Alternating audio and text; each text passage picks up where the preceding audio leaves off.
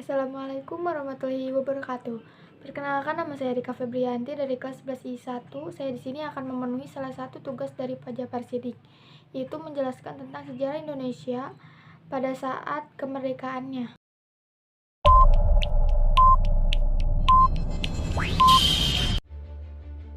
Proklamasi kemerdekaan pada 17 Agustus 1945 bukanlah titik akhir perjuangan bangsa Indonesia.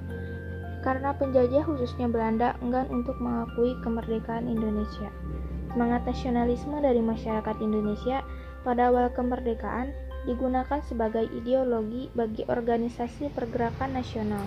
Salah satunya adalah Partai Nasional Indonesia atau PNI, yang diketuai oleh Ir Soekarno.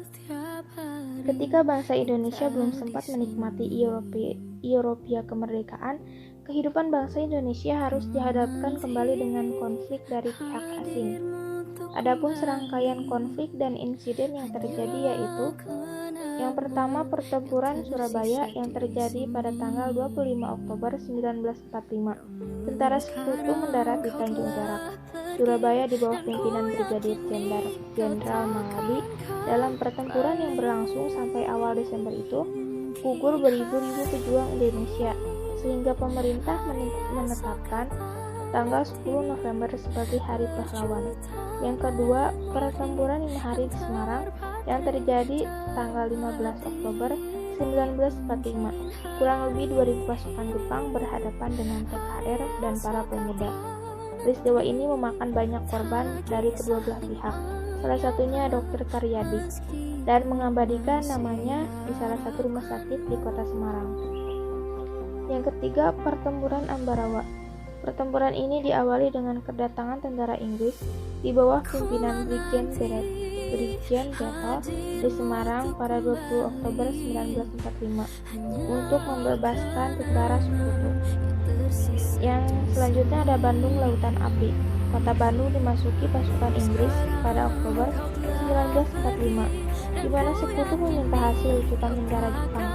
Namun pada 21 November 1945, Sekutu mengultimatum agar kota Bandung dikosongkan, dan hal ini tidak dipindahkan oleh bangsa Indonesia, sehingga perintah tersebut diulang pada 23 Maret 1946. Sebelum keluar Bandung, para pejuang Indonesia menyerang markas Sekutu dan membunuh hanguskan Bandung bagian selatan. Pertempuran Medan Area. Awal perjuangan bersenjata yang dikenal dengan Pertempuran Medan Area pada 9 Oktober 1945 saat pasukan Sekutu yang diboncengi Belanda di bawah pimpinan Brigjen Terry mendarat di Medan. Pada 13 Oktober 1945, para pemuda yang tergabung dalam TKR terlibat bentrok dengan pasukan Belanda, sehingga hal ini menjalar ke seluruh kota Medan. Selanjutnya, peristiwa Merah Putih di Manado terjadi pada 14 Desember 1945, di mana para pemuda Manado yang tergabung dalam pasukan Kenyal bersama rakyat berhasil merebut Manado, Tomohon dan Minahasa dari tangan Sekutu atau Belanda. Daerah yang direbut tersebut dikibarkan bendera merah putih. Yang terakhir, konflik Indonesia melawan Belanda. Indonesia pada awal kemerdekaan terus berjuang untuk melawan tindakan Sekutu dan Nica. Sementara Inggris selaku Sekutu sedikit demi sedikit menarik diri dan memberi kesempatan kepada tentara Nica untuk berperan.